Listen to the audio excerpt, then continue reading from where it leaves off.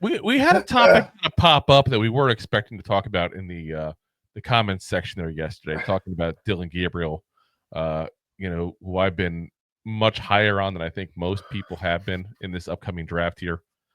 And the big knock on him has been his height. So I want to talk about it. Is Dylan Gabriel too short for the NFL? No. Well, way to kill the segment. Yeah, okay, guys, we're done. But okay, so he's 5'10", guys, and I feel like people are acting like he's 5'5". So here's what you got: 5'10", guys. Okay, Kyler Murray, Bryce Young, currently 5'10". Now, are those guys light the world on fire kind of quarterbacks? No, I'm not trying to say, but I've also never said Gabriel is light the world on fire quarterback either. His ceiling is probably mid-tier quarterback as a starter, and his floor is probably long-term backup. And I think probably the backup role is probably more what he's going to be like, but he's a guy I think you can get the mid-round that has the potential to develop at that point there. Russell Wilson, 5'11". You can go back and look at some of the previous guys that succeeded at his height. Doug Flutie was his height. He had his Flutie flakes. He was 5'10". You have plenty of guys who were rated 6 foot that succeeded. Drew Brees, Michael Vick, Fran Tarkenton, Joe Theismann. And obviously that's now adding 2 inches. That's not 100% right where he was at there. But I'm saying, like, this is not as crazy an anomaly as people are making it seem like. It's happened. You got 2 guys in the league right now that are starting quarterbacks at his height. If he comes in and develops into starter, hypothetically, that'd be a third guy. That'd be 10% of the starting quarterbacks in this league, basically, at his height. Not as crazy as you would think. Yeah, but apparently they don't make it in the NFL, so. Yeah, like I said, and don't get me wrong, it's an outlier. And that's a lot of people don't like outliers. They don't.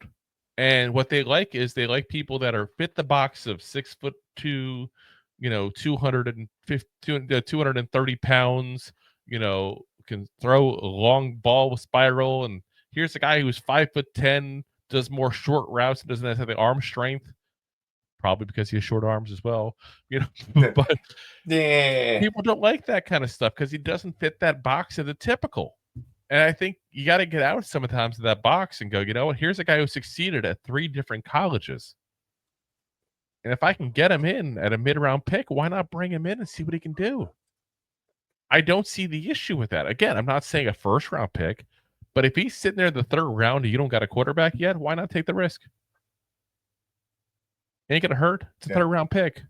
One less Josh Azudu on this roster. One less Cordell Flott on this roster. It's not like we've hit on 3rd-round picks lately, guys. So, he clearly can potentially succeed at this height. We can also acknowledge, though, that it's a disadvantage, because it is point blank a disadvantage. The question is, does he have enough of talent to go ahead and overcome that? And that's what we're going to have to find out. Yeah, you got some players that, obviously, like you said, this statue of the quarterback is usually about 5 inches taller. But,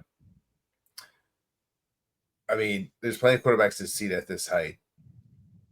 There's also quarterbacks that are like 6'7", 6'8", that they don't succeed either usually. Yeah, they bomb out of the league. They're terrible. Brock Osweiler, that guy comes to mind. I think he was like 6'6" or something like that.